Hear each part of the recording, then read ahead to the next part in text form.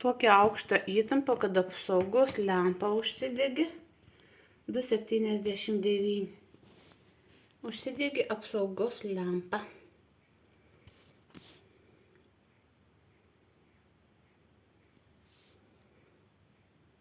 Badauskai toliau valdo laidą ir suka elektrą atgal.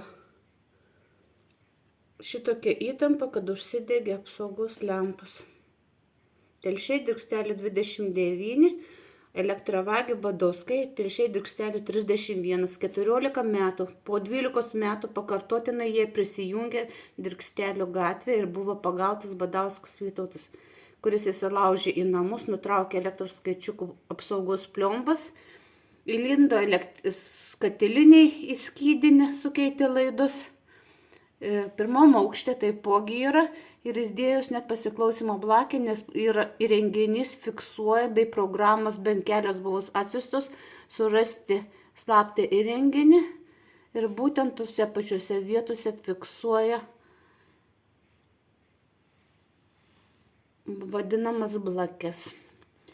Įtampa labai aukšta, įrenginys fiksuoja. Policija, Irma Giedrė, pavardės dabar pamiršau, jos visos dangsto, Alina Sauserė, teisėja Stulpinienė, naujokas, kuris mane kliedinčia pavadino, pritaikė ligą. Ačiū Dievui Mažeikiai, Plungiai, Telšių medikams kitiems parašė, kad tikrai nesu po ekspertizės atlikimų pakartotinu. Tai va, šitaip kliedi mūsų pareigūnai, sakydami, kad niekas nevyksta ir Badauskai nedaro nusikaltimų.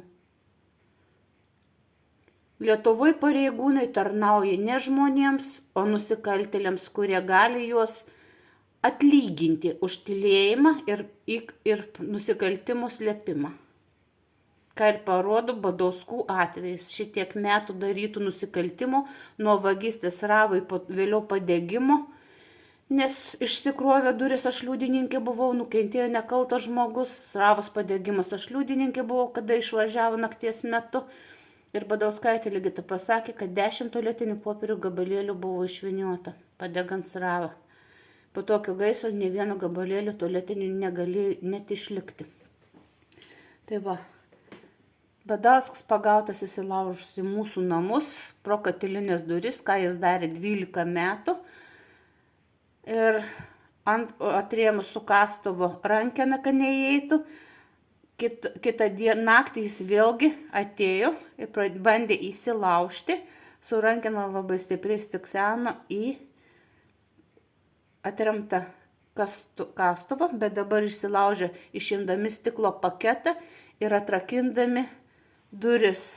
Spynos pakeistos rugsėjo mėnesį, bet vis tiek buvo įsilaužta į namus, nutraukyti internetiniai laidai Palėpėje. Badauskai prisijungė savo internetinį laidą, kuris daugiau nei 1,5 metro gylyje buvo elektrikų rastas, einantis link mūsų namų. Mes jokių laidų nebuvom išsivedžioję.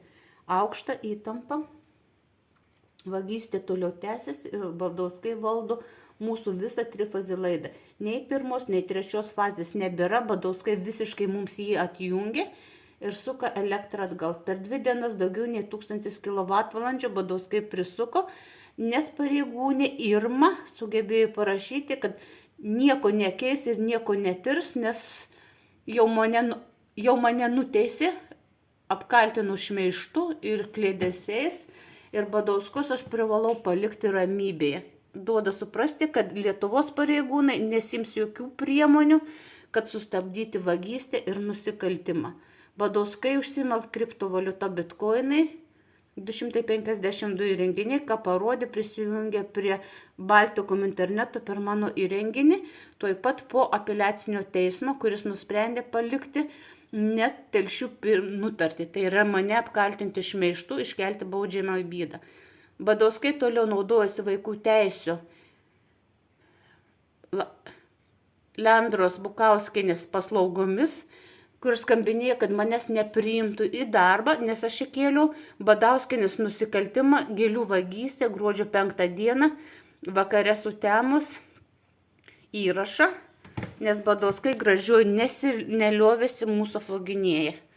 Šitų įrašų, nei garso, nei vaizdo įrašų pareigūnai net nežiūri ir net nesiklauso, o tiesiog atmesdami, ignoruodami toliau duoda klaidingus atsakymus, kad nusikaltėliai nenustatyti ir tu nuo mūsų gražioj formai atsiknisk.